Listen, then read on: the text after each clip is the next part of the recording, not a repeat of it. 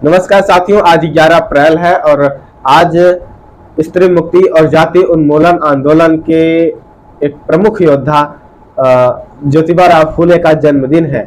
वे ज्योतिबा राव फूले जिन्हें बाबा साहब अम्बेडकर अपने आइडियल के रूप में एक्सेप्ट करते हैं और उन्हें आधुनिक भारत का असली राष्ट्रपिता कहते हैं। साथियों, आज से 177-78 वर्ष पूर्व ज्योतिबा राव फूले ने स्त्रियों की मुक्ति के लिए, स्त्रियों की शिक्षा के लिए पहला बालिका विद्यालय खोला और स्त्रियों के विधवा हो जाने पर उनके पुनर्विवाह के लिए आंदोलन किए और जब विधवा हो जाने पर उनके बाल कट जाते थे तो उसके लिए उन्होंने नाइयों के साथ रहकर हड़ताल किए और बाल विवाह को निषेध करने पर जोर दिया। ऐसे जो कार्य थे जो ये बताते हैं कि ज्योतिबा राव फूले स्त्रियों की मुक्ति के लिए कितना अधिक सोचते थे, कितने अधिक मॉडर्न थे। तब के समय में ऐसी सोच बिरले ही लोगों में देखने को मिलती है। साथियों, बाबा साहब अम्बेडकर जाति उन्मूलन के लिए जो मार्ग सुझाते हैं उनमें से एक प्रमुख मार्ग था अंतर जातीय यानी कि इंटरकास्ट मैरिज का। साथियों, इंटरकास्ट मैरिज और स्त्री मुक्ति जो है ये दोनों एक दूसरे से बेहद जुड़े हुए हैं।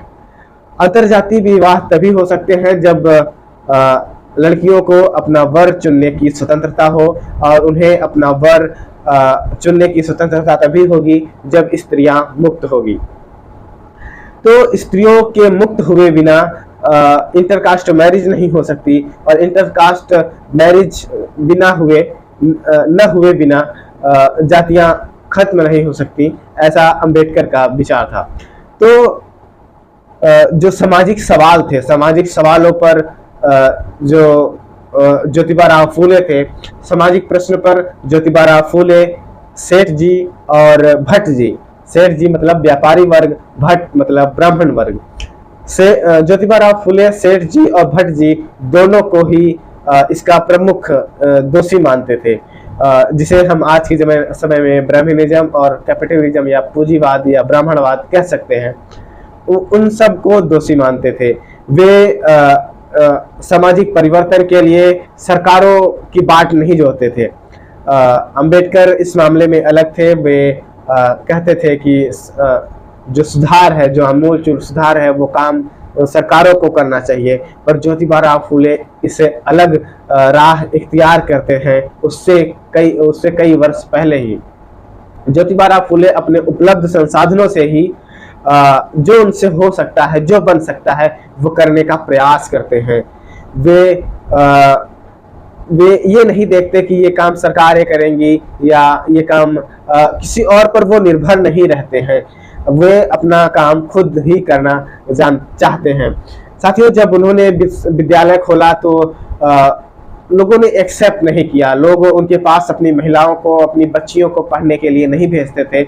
इसका एक बड़ा कारण ज्योतिबा राव फूले का पुरुष होना था। कहीं न कहीं लोगों के मन में यह था कि ज्योतिबा राव फूले एक पुरुष है और एक पुरुष के पास हम अपनी महिलाओं को, अपनी बच्चियों को शिक्षा लेने कैसे भेजें।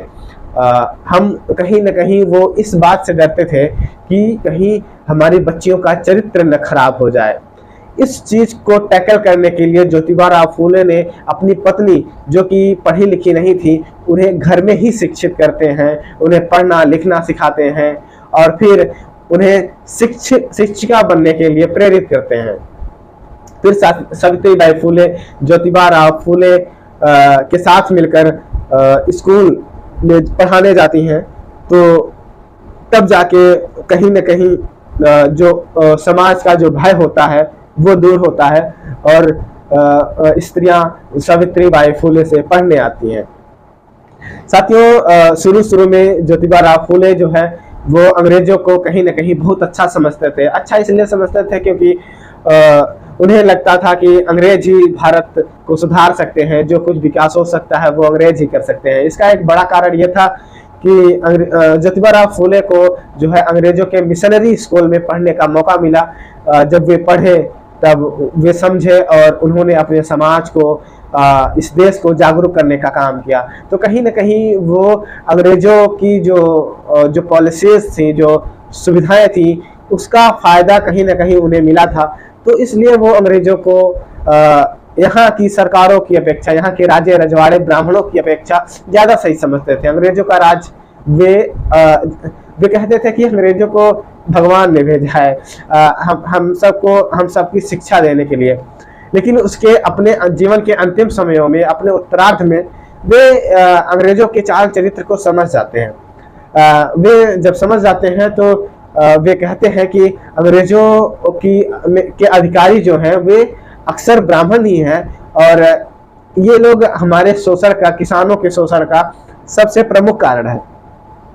और फिर वे अंग्रेजों के विरुद्ध मोर्चा खोलते हैं। साथियों, आज के समय में जब सामाजिक और सांप्रदायिक ध्रुवीकरण करके दलितों, स्त्रियों और अल्पसंख्यकों पर अत्याचार बढ़ गए हैं, इस कदर बढ़े हुए हैं, ऐसे समय में हम ज्योतिबा राव फूले के शिक्षाओं को, उनके कहे को, उनके आंदोलन के विचारों को लोगों तक पहुंचाकर उन्हें सच्ची श्रद्धांजलि देने का काम कर सकते हैं।